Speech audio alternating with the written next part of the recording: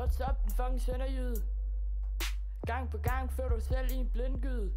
Jeg hælder kogeolie ud på de fjæs, så det begynder at syde. Det er åbenbart noget, du har svært ved at tyde. Det er utroligt, hvad du dig selv vil byde.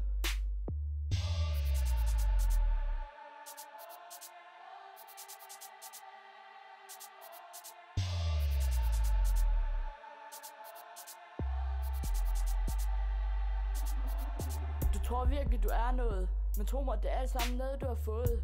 Den første var, når du nede på bistandskontoret. Og nej, ingenting er censureret. Prøv at komme ind i kampen. Bare fordi du fik ind på lampen, behøver du ikke at tude. Men fair nok, du har dømt dig selv ude.